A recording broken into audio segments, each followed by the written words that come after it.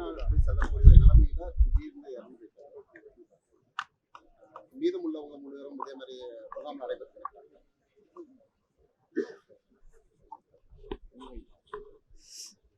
33 ஆண்டுகளுக்கு மேலான அரசியல் சட்ட போராட்டம் வந்து வார்த்தைகளில் பெயர் தடுக்க முடியாத வழிதோய்ந்த ஒரு போராட்ட பயணம் இது.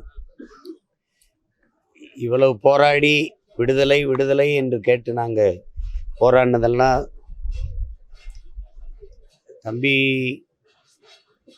சாந்தனுடைய சாவை பார்க்கத்தானான்னு நினைக்கும் போது ரொம்ப அது எப்படி சொல்றதுன்னு தெரியல. இந்த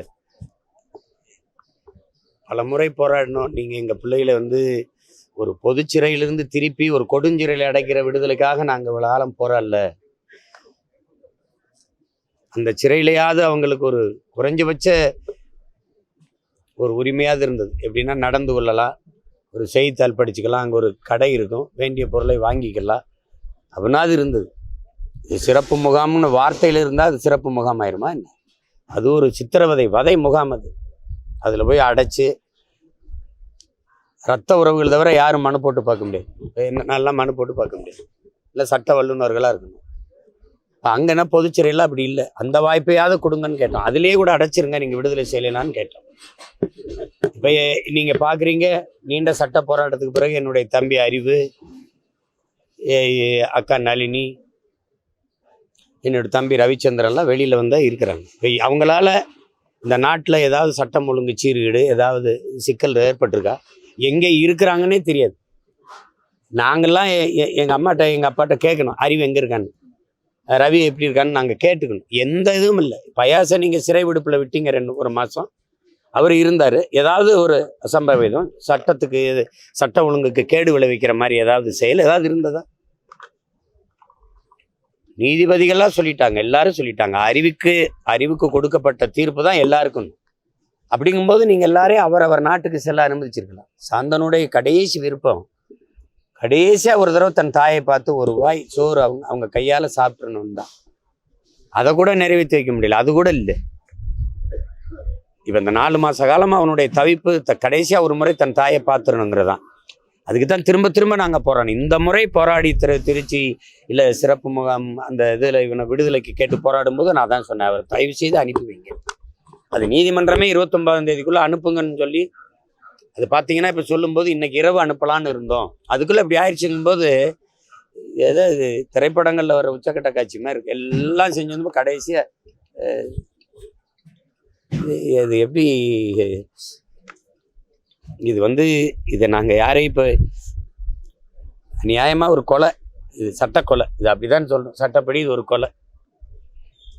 நீதி இருக்கிறவங்களையாவது இதெல்லாம் பேசி கொண்டு இருக்காம கருணை அடிப்படையில் அன்பின் அடிப்படையில் நீங்கள் அணுகணும். அதுதான் முக்கியம்.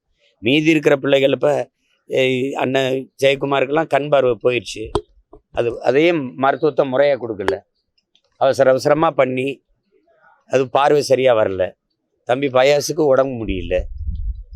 அதுக்கப்புறம் முருகன், 3 பேருமையாவது அவங்கவுங்க இப்போ ஜெயக்குமாருக்கெல்லாம் அவங்க மனைவி இந்த மண்ணின் மகன். தம்பி முருகன் எப்படி எங்கள் அக்கா நளினி இந்த ஊர் மகளை திருமணம் பண்ணாரோ அதே மாதிரி அவள் இந்த ஊரில் இருக்கிற பெண்ணை தான் அவர் நேசித்து திருமணம் பண்ணிக்கிட்டார். அவரை விடுதலை பண்ணிங்கன்னா நேராக அந்த வீட்டுக்கு வருவார், இல்லை விரும்பிய நாட்டுக்கு செல்வார். அதனால் அவரெல்லாம் விடுதலை செய்யறதுல எந்த சிக்கலும் இல்லையே.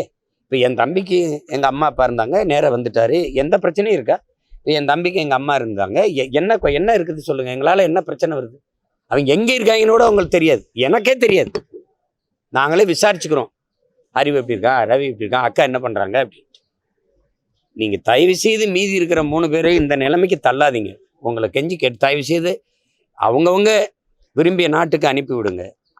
அவங்களுக்கு அதே அவங்களையாவது உயிரோடு எங்களுக்கு ஒப்படைங்கன்னு சொல்கிறோம். அதுக்காக தான் இத்தனை ஆண்டு காலம் நாங்கள் போராடி இருக்கோம். சாவு ஒன்று தான், மரணம் தான். உடலிருந்து உயிர் பிரிகிற விடுதலையை நாங்கள் கேட்கல. வாடா, நான் ஜெயக்குமாரோட ஒய்ஃப் பேசுகிறேன். தயவு செய்து உயிரோடு இருக்கும்போது ஏச்சும் அவர் நல்லபடியாக அமுச்சு வச்சுக்கோங்க. இந்த ஊர் தான் என் தங்கச்சி, அதை நீங்கள் அனுப்பி விட்டுருக்கலாம். இந்த ஒரு கொடுமையானது, எங்கள் பிள்ளை பார்த்திபன் திருமணத்துக்கு கூட நீங்கள் வந்து அவர் வர முடியல. எவ்வளோ கொடுமையாக இருக்கும் பாருங்க. அவர் சொந்த நாட்டுக்கு அமுச்சு வச்சிருங்க. அவர் பிறந்து வளர்ந்த சொந்த நாட்டுக்கு அமுச்சு வைங்க. அவங்க அம்மாவுக்கும் ரொம்ப உடம்பு சரியில்லாம இருக்கிறாங்க. அவங்க அம்மா முகத்தையாச்சும் கடைசியா ஒரு முறை அவர் பார்த்துக்கிட்டோம். வேற நாங்கள் என்ன உங்களுக்கு சொல்றதுக்கு இருக்கு? சட்டம் மனிதர்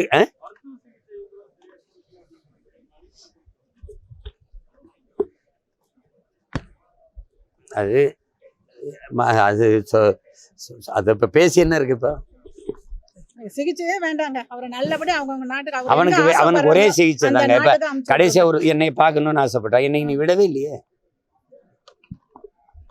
இப்ப அண்ணனை ஒரு தடவை பார்க்கணும் அப்படின்னா என்னை விடுறதுல உங்களுக்கு என்ன பிரச்சனை? நான் அண்ணா அவனை தூக்கிட்டு ராவோட அப்படி அனுமார் மாதிரி தூக்கி கொண்டு இலங்கையில இறக்கி விட போறேன்னா அப்படிலாம் ஒன்றும் இல்லையே.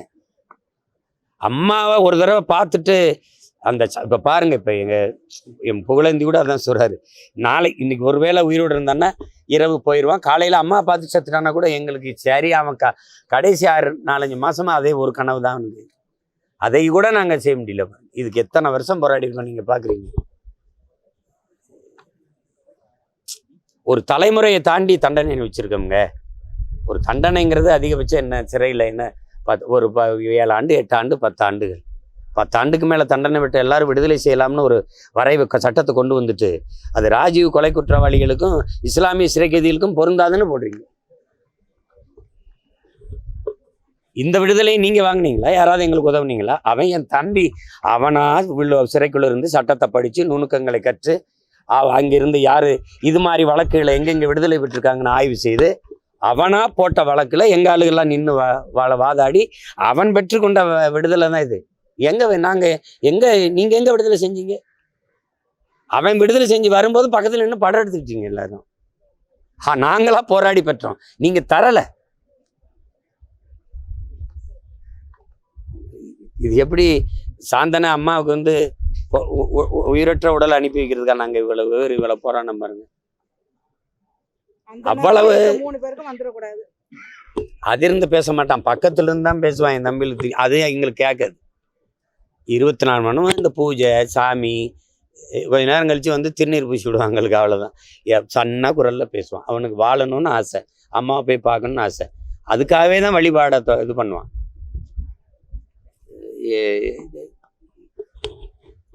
அதில் என்னென்னா, நம்ம தலைமை மருத்துவர் சொல்கிறாங்க, இந்த பயாப்சி அந்த மாதிரி எடுத்து எதனால கல்லீரல் பாதிக்கப்பட்டுருச்சு அப்படிங்கிறத கொஞ்சம் சோதிச்சு அதுக்கு உரிய மருத்துவத்தை நம்ம கொடுக்கணும்னு முயற்சி பண்ணும்போது உங்கள் தம்பி ஒத்துழைக்கல, பயந்துட்டாரு. நான் தனியாக இருக்கேன், எனக்கு அதனால் நீங்கள் ஏதாவது ஆயிரும் அப்படின்னு.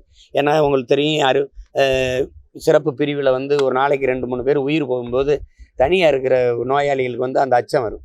அது அந்த பயத்தில் ஆயிட்டான். யாருமே இல்லை. அம்மாவோ தம்பி, அம்மா இருந்தால் அம்மாவுடைய முகத்தை பார்க்க ஒரு ஆறுதல் இருந்திருக்கும். அதனால் அவன் ஒத்துக்கிடாதனால நாங்கள் உரிய மருத்துவத்தை தர முடியாமல் போயிடுச்சு. சும்மா அதை தடுக்கிறது தான் பண்ண ஒழிய இதனால அது வந்துச்சு, கல்லீரல் பாதிக்கப்பட்டு அதுக்கு உரிய மருத்துவத்தை கொடுத்து அதை சரி பண்ணியிருக்கலாம் அப்படின்னு இப்போ தான் சொல்லி வருத்தப்படுறாங்க. அது ஏன்னா அவனுக்கு வாழணும்னு ஆசை, அம்மாவை பார்த்துடணும்னு ஆசை. அவனுக்கு என்னென்னா ஒரு தடவை ஊருக்கு போயிட்டு அலைபேசியை போட்டு எனக்கிட்ட அம்மாவை பேச வைக்கணும். இப்போ இங்கே இருக்கும்போது அம்மாட்ட பேச முடியாது, அம்மா காது கேட்காது. புரியுதுன்னு நினைக்கிறேன். எப்படியெல்லாம் துயரங்கள் துரத்தி அடிக்குது பாருங்க எங்களை. இது ரொம்ப வலி. இது என்ன பண்ணுறது? ஆனாலும் என் தங்கை கேட்ட மாதிரி மீதி இருக்கிற எங்கள் பிள்ளைகளையாவது எங்கள் உயிரோட ஒப்படைச்சிருங்க, விட்டுருங்க, எங்கேயாவது போய் வாழ்த்த. அவனுக்கு விரும்பி நீங்கள் இலங்கைக்கு கூட அனுப்பிடுங்க, 3 பேரை இலங்கைக்கு அனுப்பிடுங்க. அங்கேருந்து அவன் விரும்பிய நாட்டுக்கு கூட வீசா எடுத்து பறந்துக்கிட்டோம். உயிரோட அனுப்பிடுங்க. அதுதான் இது. இப்போ வந்து சாந்தனை மேலே நேசம் கொண்டு இருக்கிற தமிழ் குடிகள் நாங்கள் பிள்ளைகள் நிறைய இருக்கிறோம், எங்கள் சொந்தங்கள். அவனுக்கு அரசு ஒரு மணி நேரம் 2 மணி நேரம் இந்த உடற்கூறு ஆய்வெல்லாம் நீங்கள் செய்யணுன்றீங்க. அது நீங்கள் அதில் நாங்கள் ஒன்றும் தலையிடலை. ஒரு இடத்த கொடுத்து அவங்களுக்கு ஒரு மணி நேரம் அவரை வச்சு நாங்கள் ஒரு வணக்கத்தை மரியாதை செஞ்சு இறுதி பயணத்தை அவனை அனுப்பி வைக்கிறதுக்கு நீங்கள் உதவணும். அதையாவது எங்களுக்கு செய்யணும்னு நான் கேட்டுக்கிறேன். இந்த மரணம், இந்த சாவு உங்களுக்கு ஒரு படிப்பினையாக இருக்கட்டும். நாங்கள் அதை தான் உங்கள்கிட்ட இந்த நேரத்தில் உங்கள்கிட்ட அன்போடு நான் கெஞ்சி கேட்டுக்கிறது. மீதி இருக்கிற 3 பேரையும் எங்களுக்கு இதை ஒட்டி விடுதலை செஞ்சுருங்க, தயவு செய்து விடுதலை செஞ்சுருங்க. இன்னும் காலம் கடத்துறது மானுடம் இருக்கா, கருணை இருக்கா, அன்பு இருக்கான்னு சந்தேகிக்கிற அளவுக்கு வந்துடும். இதுக்கு மேலே இதை தாமதிக்காமல் நீங்கள் விடுதலை செய்யணுங்கிறத என்னுடைய வேண்டுகோள். வேற ஒன்றும் இல்லை.